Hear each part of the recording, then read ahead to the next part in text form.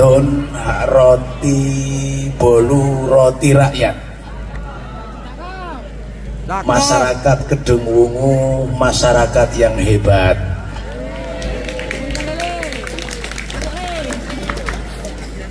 Assalamualaikum warahmatullahi wabarakatuh. Alhamdulillahilladzi amarona bisyam wa hadana ila daris salam.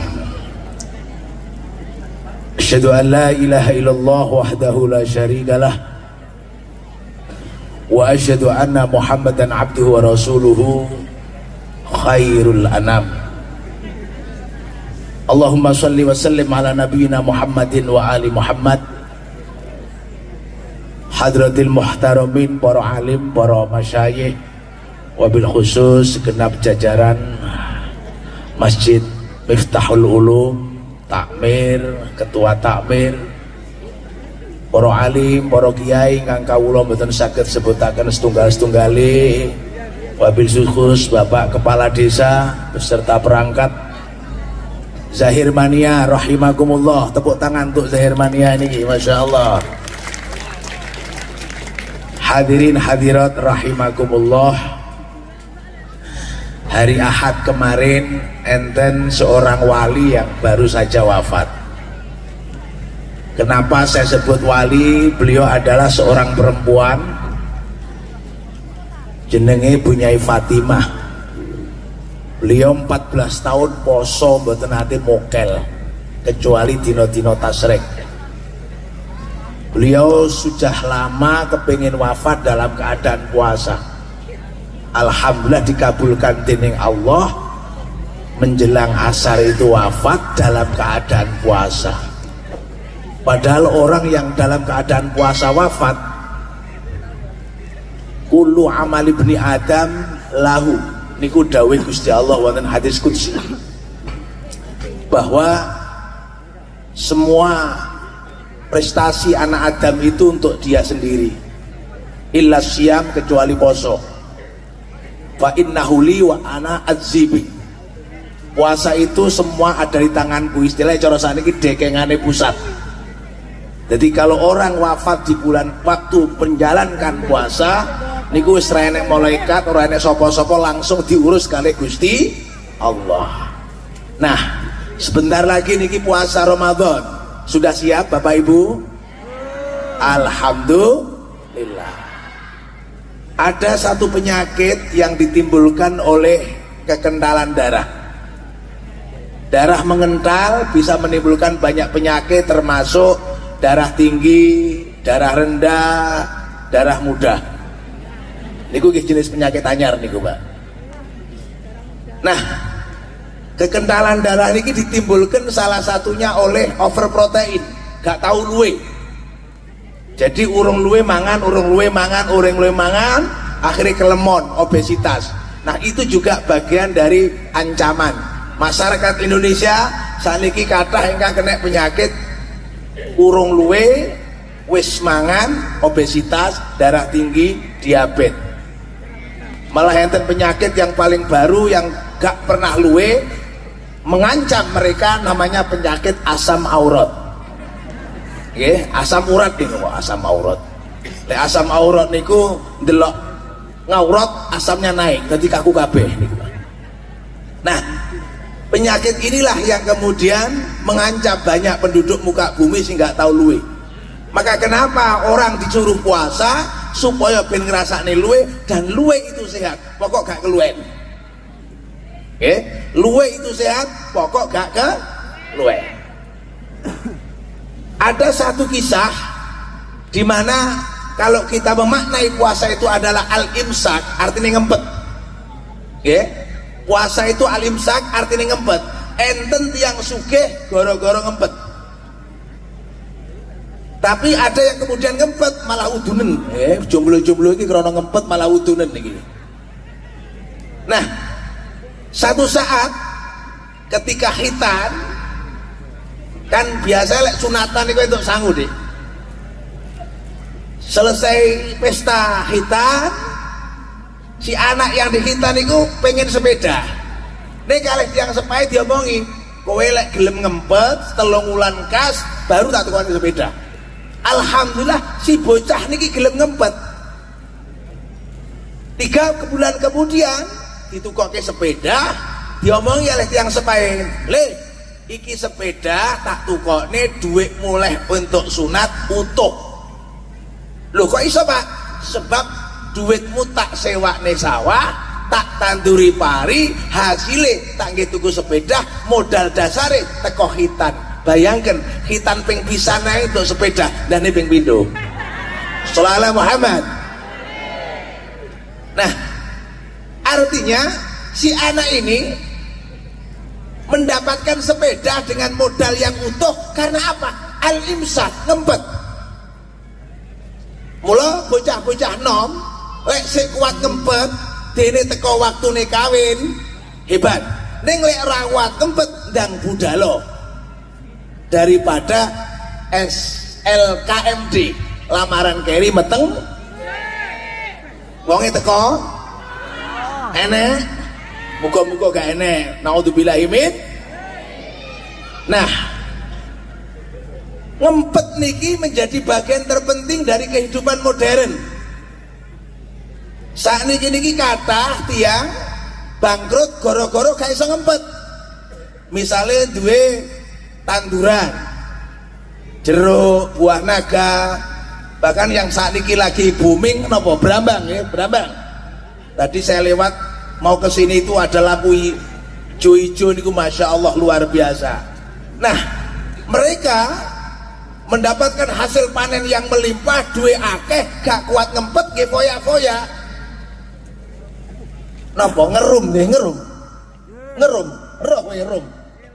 Roh kowe. Oh Zahir kamu alhamdulillah tenane wingi konangan wingi ya. Nah, ngeslot. Jadi ujian-ujian kehidupan yang semacam ini membuat kemudian orang itu bangkrut. Maka Allah pesan wala tubadzir. Ya, jangan sampai foya-foya. Innal mubadzirina kanu. Nah, krono mubadzir foya-foya koncone sih. Nah, kita melihat satu fakta yang menarik. Ada istilah napa niku Gen Z.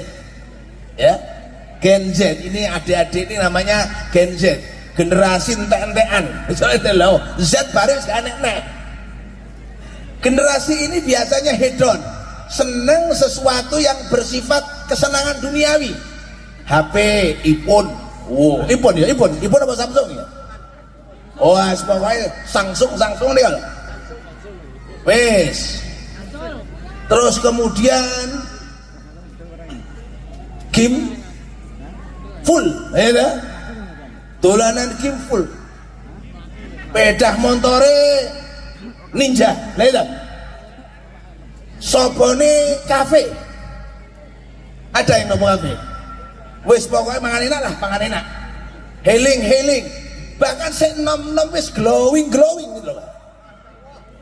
Ada mbak-mbak yang glowing, weh skincare, weh jan, pokoknya jan seneng. Nah, hedon ini satu gaya hidup yang harus kita hindari. Dengan cara apa? Ngempet, imsak. Nah, puasa mengajari kita bagaimana kita tidak terperangkap pada gaya hidup hedon. Mereka yang menciptakan gaya hidup ini seneng-seneng aja karena gaya hidup itu biasa ditandai dengan konsumsi, belanja sing akeh. Nah, kayak saya ini belanja ora usah teko nang pasar, ora usah teko nang toko, teko dhewe COD. Ya Banda? Teko dhewe. Saya itu kalau di pesantren bolak-balik enek wong mlebu tukang paket apa, bae bocah-bocah santri iki jan ya Allah, saiki serenek metu ke pondok tapi wong tuane sambat kentekan duit, Pak. Nah, ini gaya hidup hedon ini memang sudah menjadi tren. Kenapa? Karena semuanya serba tersedia. Informasi lek biyen wong kepengin nonton film dadak nang bioskop. Saiki cukup di genggaman nonton Netflix lagi toh. Ada Netflix. Wes mari ngono. Arep main dolanan apa model olahraga piye? Wes ora usah metu, ora usah basket, ora usah futsal, gawe game. wong papat, wong limo, dolanan pertandingan. Nah, disitulah kemudian puasa itu menemukan urgensinya, menemukan hal yang terpenting untuk bisa kita laksanakan. Kenapa? Disitulah manfaat daripada puasa, ngempet, menahan diri supaya tidak terjebak gaya hidup hedon. Nah, dulu kita bisa melihat satu fakta menarik, namanya Ashabul Kahfi. Ashabul Kahfi ini innahum fityatun, dinyatakan dening Allah sebagai kelompok pemuda. Nah, pemuda itu pada prinsipnya kan jaluk seneng, jaluk hura-hura. Tapi Ashabul Kahfi justru memilih jalan yang benar. Mereka mengamankan imannya, mengamankan akidahnya, mengamankan agamanya, mengamankan akhlaknya dengan uzlah tenggene gua. Maka disebut Ashabul Kahfi. Pilihan Ashabul Kahfi ini nampaknya sangat tepat, diikuti oleh anak-anak muda sekarang. Di saat gaya hidup hedon ini sangat mempengaruhi, maka uzlah itu penting. Salah satunya uzlah modern, namanya grup sholawat. Nah, saya menyebut grup sholawat ini namanya uzlah Kalau yang lain konser dengan grup-grup punk misalnya, grup-grup band yang terkenal, lagu-lagunya jingkrak-jingkrak, terus ngalor ngidul ambune minuman keras. Tapi grup sholawat mengajarkan kita uzlah, mengamankan iman, mengamankan agama dengan terus membaca sholawat. Shallu ala nabi. Nah, ini namanya uzlah loh Gus.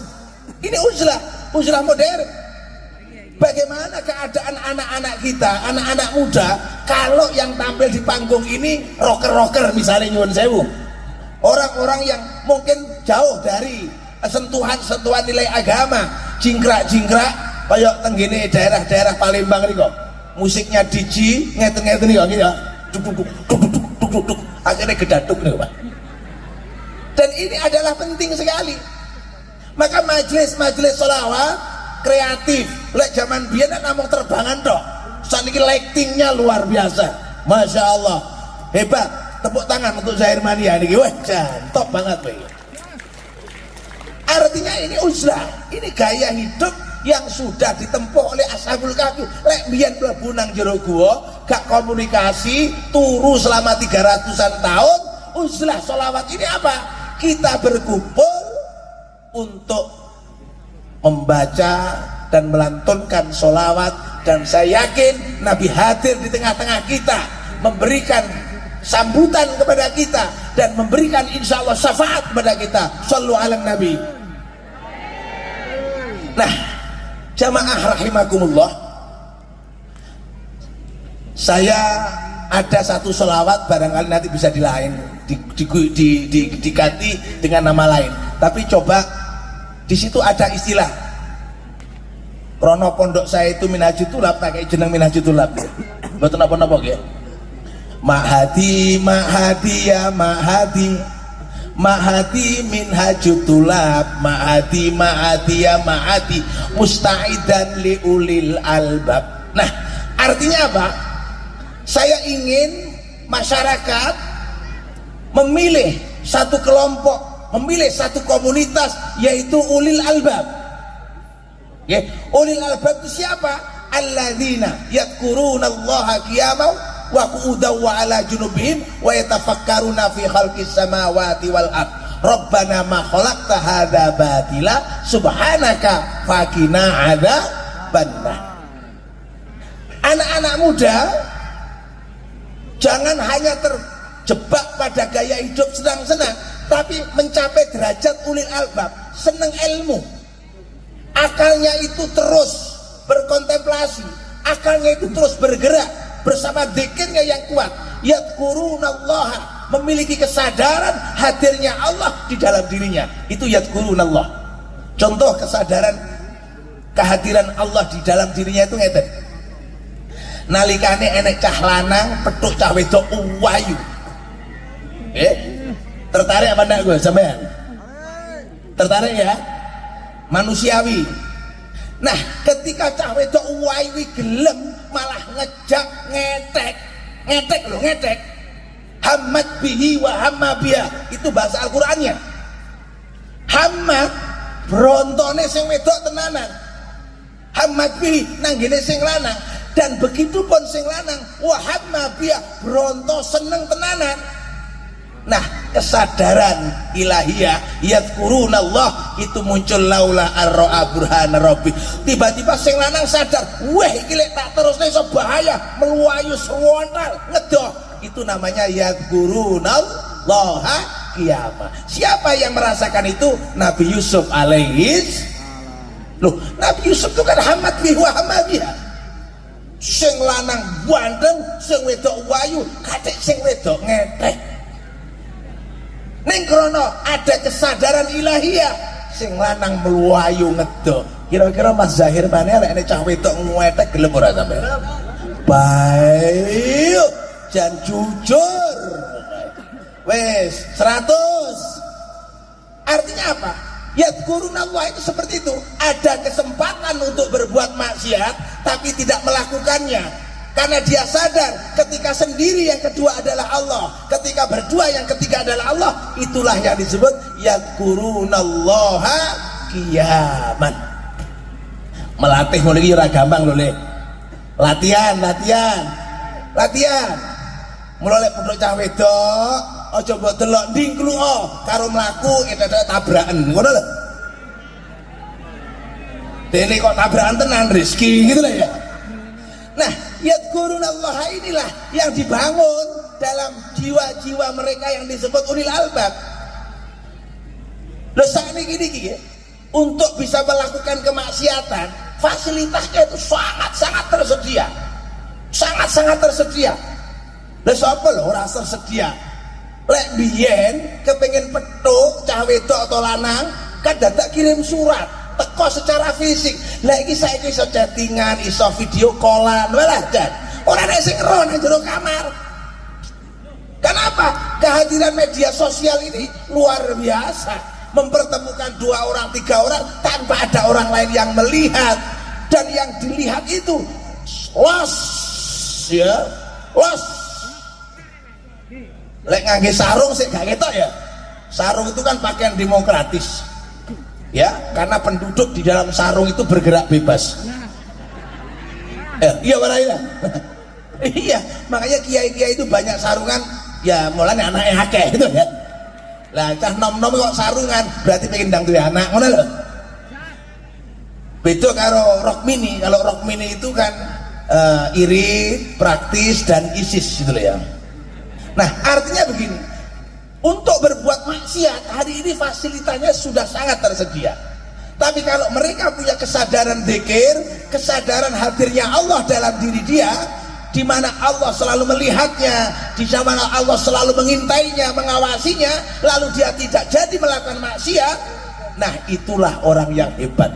Maka besok ada satu masa di mana orang itu selamat dan mendapatkan naungan Allah. Syabun nasa'a fi ibadatillah, pemuda-pemuda yang tumbuh dalam kesadaran ibadah yang tinggi. Masjid rame oleh pemuda, majelis taklim rame oleh pemuda, pengajian rame oleh pemuda, majelis selawat tumplek-plek oleh para muda. Sholli ala Nabi. Masya Allah, ini yang diharapkan generasi ulil albab. Dan kemudian apa? Wa yatafakkarun. Pemuda bukanlah mereka yang kemudian terlena oleh kesenangan-kesenangan dunia, tapi tafakkur. Tafakkur itu apa? Pikirannya itu bergerak untuk menerjemahkan teknologi langit dan teknologi bumi. Satu harapan ada di tangan anak-anak muda. Tahun 2045 itu Indonesia Emas, Pak. Indonesia Emas itu ditandai salah satunya oleh bonus demografi. Akeh cah nom usia produktif, pinter-pinter, hebat-hebat di tahun 2045. Maka harapannya apa? Mereka yang nanti di usia tahun 2045 disebut pemuda, adalah mereka-mereka yang hebat. Yang hebatnya dimulai hari ini. Dimulai hari ini. Untuk bisa menjadi hebat, sudah tersedia fasilitas. Di Salatiga ada 2 kakak beradik, tidak pernah keluar rumah. Dia menekuni bidang IT.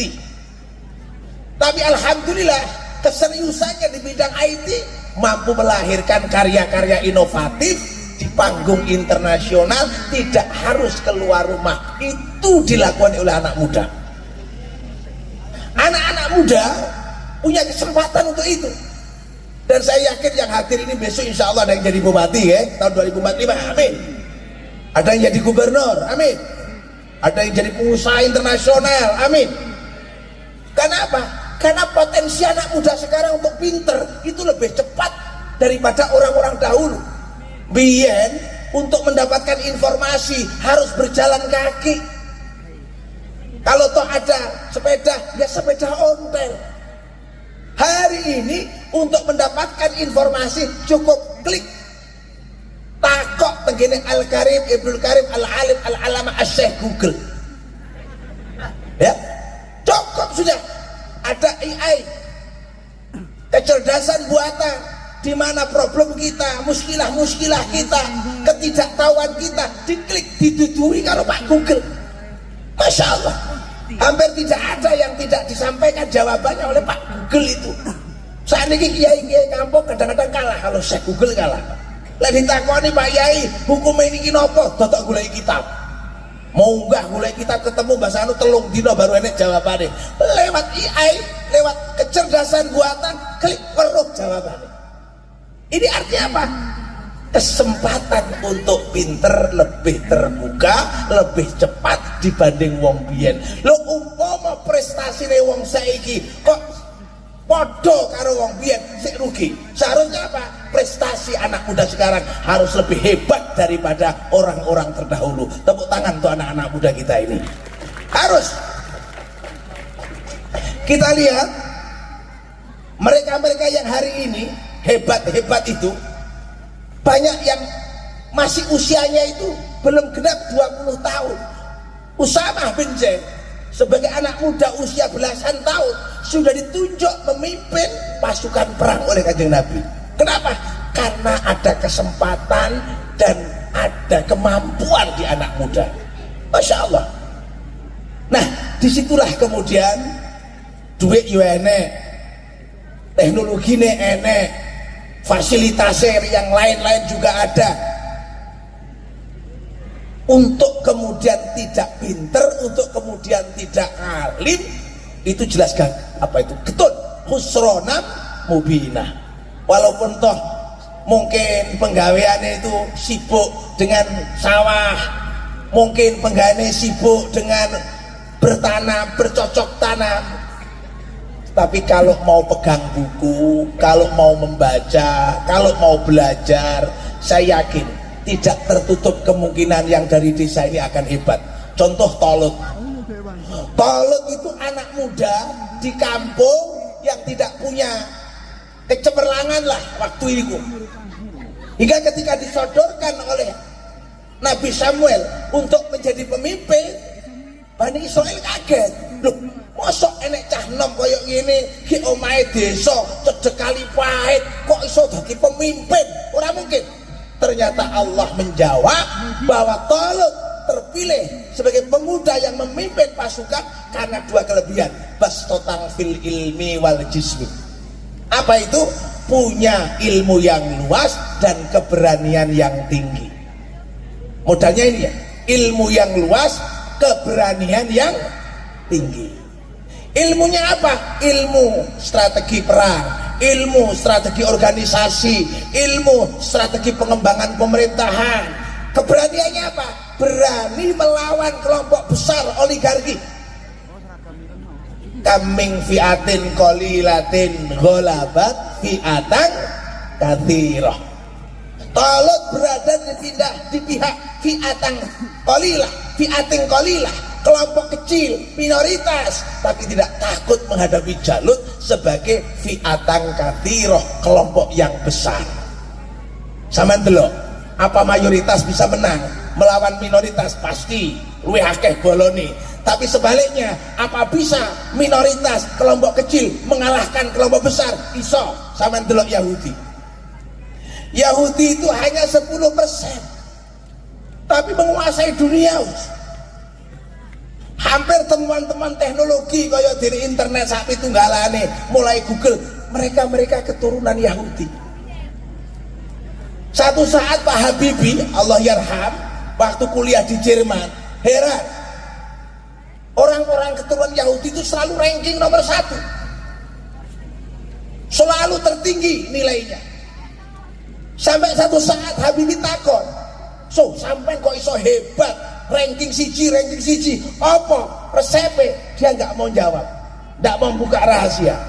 Tapi dititeni, ditelok, diamati, ternyata si Yahudi itu menjelang subuh sudah bangun dan membaca buku. Nah, disitulah kemudian Yahudi itu ditanya lagi, tak delok awak umah bengi tiap bengi sadurunge subuh wis tangi apa sing mbok waca? Loh, yang dibaca itu ternyata Al-Qur'an, dan mereka itu melakukannya juga sesuai dengan anjuran Al-Qur'an. Loh, kaget si Habibie, dia yang Islam tidak paham itu, justru Yahudi lebih dulu melakukan itu. Beliau kemudian mengikuti jejak si Yahudi, sadurunge subuh wis maca Quran, inna Quran al-fajri, ya. Dia banyak baca itu Al-Qur'an. Fatahajjat bina fiyatala asa ayat ataka rabbuka maqama mahmuda. Lek kepengin derajatmu munggah, lek pengen derajatmu dhuwur, sukses, berhasil cita-citamu, jangan abaikan tahajud. Itu yang dilakukan orang-orang Yahudi ketika itu, walaupun bukan tahajud, tapi sepertiga malam akhir mereka bangun, mereka baca. Lalu ya Pak Habibie melakukan itu, dan alhamdulillah bisa menggeser kedudukan Yahudi yang semula ranking 1 justru diambil alih oleh Pak Habibie. Ini satu fakta. Umat Islam ini akan jatuh martabatnya lek adoh teko Al-Qur'an. Umat Islam itu akan jatuh harga dirinya lek adoh teko Al-Qur'an. Sebaliknya, kalau kembali kepada Al-Qur'an, back to Quran, dia akan naik maqamam mahmud. Itu yang dilakukan Habibie. Enggak, apa yang kemudian terjadi? Sampai delok pesawat, mbuh niku gaenane Boeing, mbuh niku gaenane Airbus misalnya, saking Eropa, semua menggunakan paten Habibie. Untuk apa? Untuk salah satunya bodi pesawat yang anti retak. Sien niku pesawat dipakai terbang beberapa kali mesti bendet.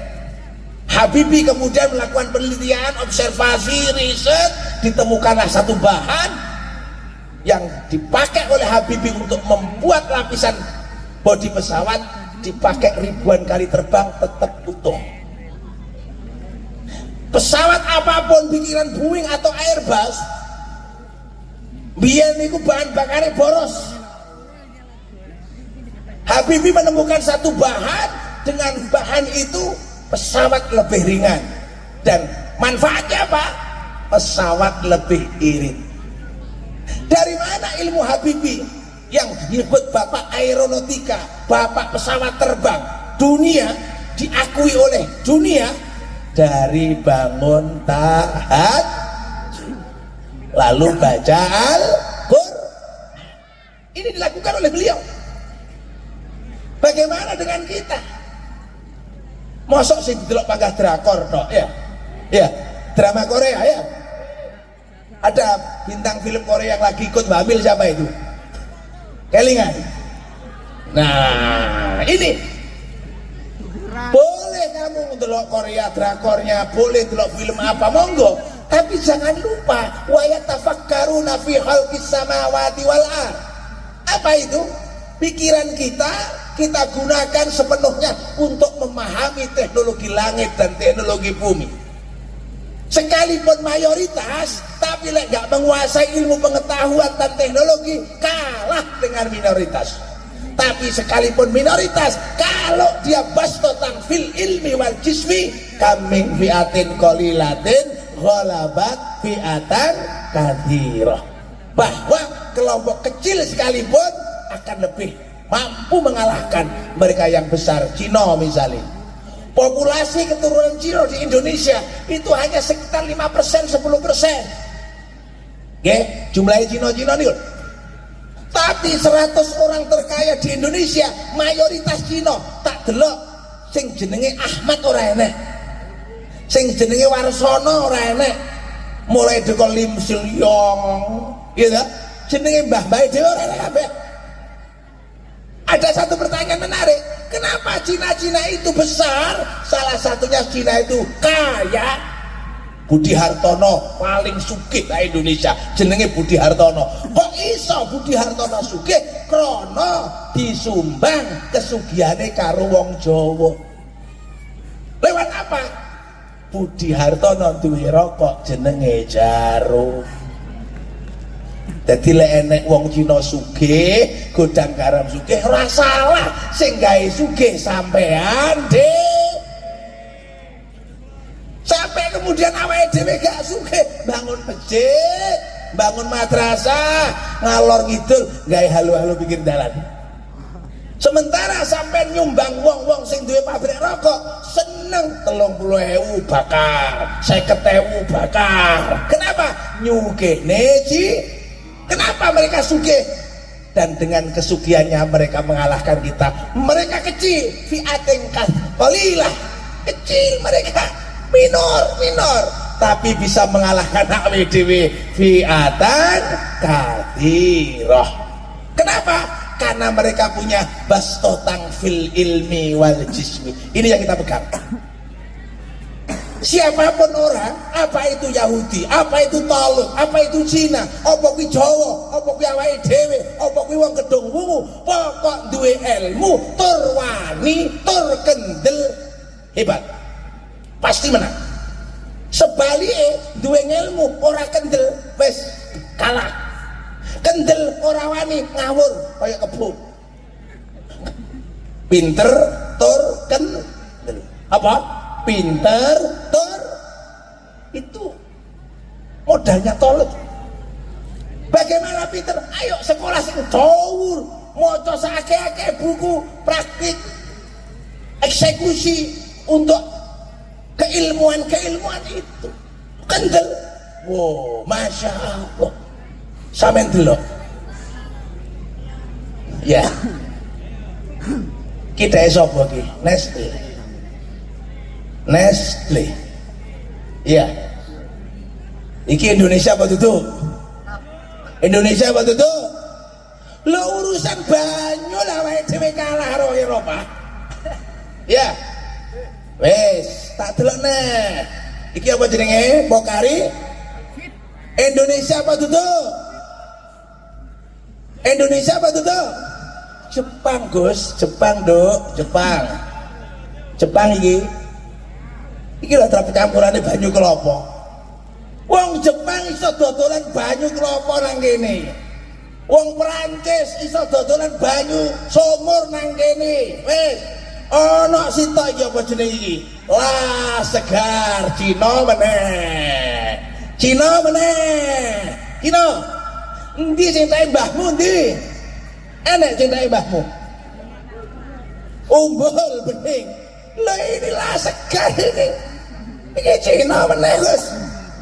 Artinya yang ada di depan saya tidak satu pun produknya wong Jawa, tidak satu pun produknya wong NU, tidak satu pun produknya orang Muslim. Kemana orang Islam? Kemana pemuda-pemuda Islam? Kemana? Eropa, Jepang, Endi sing tae NU enek ora? Endi sing tae NU enek ora? Endi sing tae NU enek ora? Wis, nggo rokok berani milih. Di rokok. Enek rokok. Dah. Black, tae NU apa tutuk kae? Dadi sing dihapusi sapa iki, Jal? Ayo. Sing dihapusi wong NU. Sing dihapusi wong kedemu entekno duwe mulih panenamu naga pirang atus juta, panenamu buah jeruk pirang entek dibom, entek dibakar. Iki dhek sapa iki? Jarum. Nggih, sampean panen, sampean Masya Allah Bapak Ibu, ya Allah, sampean nang sawah tak delok ora roh awan, ora roh bengi, ora roh rendeng, ora roh ketiga, nang sawah nandur panen. Lah kok panen disetorne nang Cina. Shallallahu Muhammad, shallallahu Muhammad.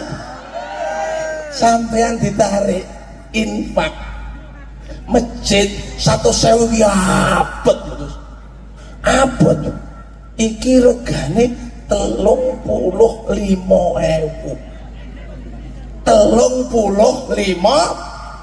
lek sedina 3 bungkus kan wis 100.000 saulan 3 juta dikene Cina ikhlas mukhlisina lahud ikhlas 3 kilo. Tapi ditarik kanggo urunan NU, ke urunan TPQ Miftahul Ulum, ke bangun masjid. Hafal. Kenapa? Kesadaran tafakurnya rendah. Jadi lek sampean kepengin sugih, berwibawa, wong Islam kuwi top. Al-Islamu ya'lu wa la yu'la alaih. Kedudukannya tinggi, dihormati, berwibawa. Mulai saiki ayo kita tinggalkan hal-hal yang tidak bermanfaat. Kita bikin sendiri. Ayo banyu gawe dhewe, ayo pokari gawe dhewe, ayo lah segar gawe, ayo rokok gawe, alias tengwe ngelinting. Kesadaran harus kita bangun. Kesadaran kita besar, kesadaran kita kuat, kesadaran kita berwibawa harus kita bangun mulai sekarang. Dengan cara apa? Cara yang dipilihkan Allah kepada Talut, bastotang fil ilmi wal jismi, pinter tur bener. Itu aja. Lah ini yang bikin tuh orang pinter. Sampeyan ndok rokok nih. Kenapa rokok jarum, rokok gudang garam itu rasanya stabil? Karena panenan hari ini ditimbun dan diproduksi 5 tahun yang akan datang. Lalu diberi campuran kimia yang membuat perokok itu candu. Ngerti candu sampean? Hingga tidak bisa meninggalkan. Lek cara bahasa pondoke candu niku mahabbah. Cara bahasa kimianya candu. Hingga orang ketagihan tidak bisa meninggalkan itu. Dan setiap rokok mesti ada unsur candunya. Kalau perokok niku orang yang paling kaya di dunia, Pak. Lek wong liya duit disimpenang, Pak, perokok duit dibakar. Sholli ala Nabi. Oke. Dan ini Cina, Pak. Cina urung sing gudang garam, urung sing sampurna. Cina, Pak. Bukan kita ini anti, bukan, tapi mengingatkan, menyadarkan, hei wong Islam, sampean kok kur dadi pembeli, kok kur dadi objek, kok kur tuku. Ayo kita rubah, kita produsen, kita yang bikin, kita yang kaya, kita yang punya pasar, kita yang punya tempat, kita yang punya konsep. Kenapa justru pasar kita direbut mereka? Ada sesuatu yang kurang. Apa itu? Bastotang fil ilmi wal jismi. Al-Fatihah. Bismillahirrahmanirrahim. Alhamdulillahirabbil alamin. Ar-Rahmanirrahim. Maliki yaumiddin. Iyyaka na'budu wa iyyaka nasta'in. Ihdinas shiratal mustaqim. Shiratal ladzina an'amta 'alaihim ghairil maghdubi 'alaihim waladdallin. Amin. Wallahul muwaffiq ila aqwamit thoriq wal 'afu minkum. Wassalamualaikum warahmatullahi wabarakatuh.